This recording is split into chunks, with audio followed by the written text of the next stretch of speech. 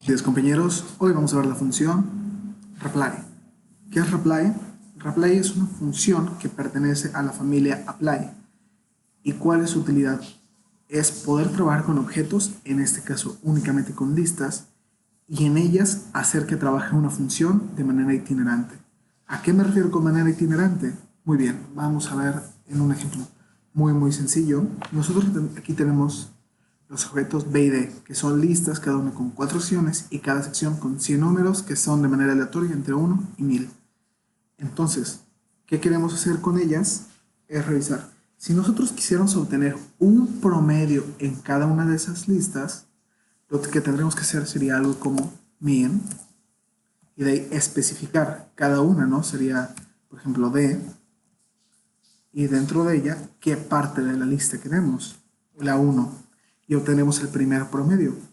Pero, ¿y si tuviéramos una lista que tiene 100 secciones, o que tiene listas, listas dentro de listas, o cualquier tipo de cualquiera de ese tipo de cosas que pueda trazarnos y hacer que tengamos tal vez que usar un for exageradamente grande y cosas por el estilo? Bueno, para eso funciona Reply. Incluso su nombre viene de Recursive Apply. Entonces podemos entender con grata facilidad por qué tiene ese nombre y cómo trabaja. Vamos a poner un ejemplo. Vamos a ver cuál es la forma correcta de escribirlo. Va a ser Reply, el objeto que siempre será una lista, fun, que es la función que queremos que trabaje dentro de, y en estos puntos va a ser sus respectivos argumentos de esa función para que trabaje de manera adecuada. De ahí class, que va a ser el tipo de clase con la que queremos que salga el output, y how. How es importante, ¿por qué? Porque puede tener respuestas como un list, que lo que nos va a decir siempre entre comillas, que lo que nos va a regresar es, por ejemplo, una simplificación de la respuesta de reply. Si es un list, puede regresar, por ejemplo, un vector. Y por contrario, si ponemos list, nos va a regresar las respuestas de reply en forma de lista. ¿A qué me refiero con esto? Vamos a verlo. Digamos que yo quiero tomar de B, una de las listas ya mencionadas, y quisiera sacar un promedio de todas estas secciones, de las 4. Podría ser sencillo, ¿no? Repetir esto 4 veces. Pero cuando tuviéramos que repetir los 100 o tuviéramos que hacer listas dentro de listas y repetir ese mismo proceso varias veces, sería algo tal vez muy complicado o algo no lo suficientemente automático. ¿Qué hacemos? Muy sencillo. Reply, y ahí que nos pide el objeto de qué función vamos a trabajar, min, y lo vamos a dejar hasta ahí y vamos a ver.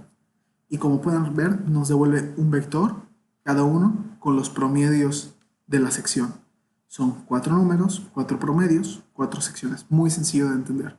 Si lo queremos que regrese incluso en formato de lista todavía, vamos a volver a tomar el mismo y vamos a agregarle el how y entre comillas list. Y aquí podemos ver, ya tenemos el formato y al entrar nos devuelve una lista con estos mismos promedios. Ahí mismo nos dice a qué depende cada uno, qué hace y fácil, sencillo. Ya está la respuesta. Esta es una operación, es una función muy importante. ¿Por qué? Porque a veces podremos estar trabajando y al que tiene todo el control de datos se le ocurre mandarnos un database enorme, complicado, en forma de lista. ¿Por qué? Porque tal vez son caracteres y tenemos que buscar cosas específicas en esos caracteres. ¿Y qué hacemos ahí? Usamos funciones para buscar, usamos funciones que tal vez tardaríamos mucho si lo usamos uno por una, pero aquí lo aplicamos de manera recursiva a toda la lista. Y podemos encontrar secciones importantes, secciones que queremos arrancar con mucha facilidad. Podría que alguien nos mande, por ejemplo, digamos que estamos trabajando y alguien nos manda una lista con todos los salarios de la empresa. Y cada una de estas secciones de la lista va a ser una sección de esa empresa. Entonces, queremos ver cuál es el máximo en cada sección, cuál es el mínimo, cuál es el promedio, datos que son sumamente importantes para después si queremos hacer un análisis estadístico, cosas por el estilo sobre salarios, si queremos ver cuál es la relación. Si queremos hacer, como lo vimos en clases anteriores, gráficas que lo representen, muy bien, entonces, ¿qué vamos a hacer?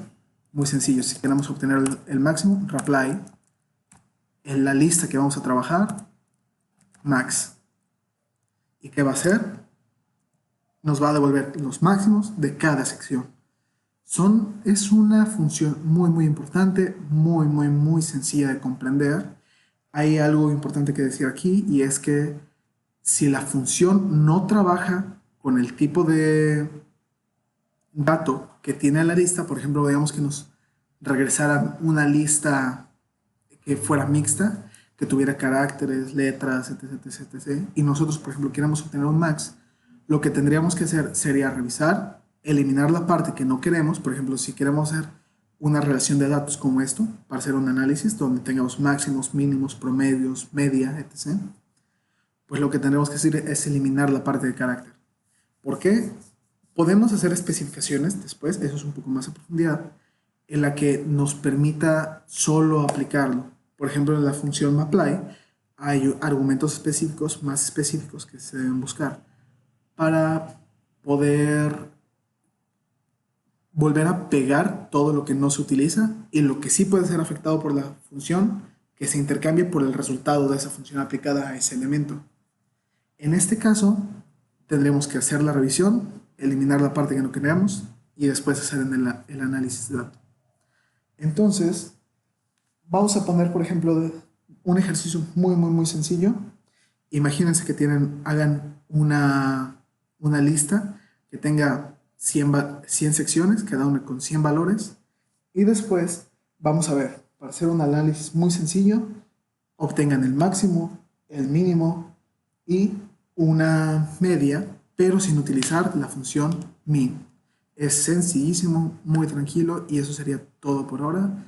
Muchas gracias y nos vemos en el siguiente video.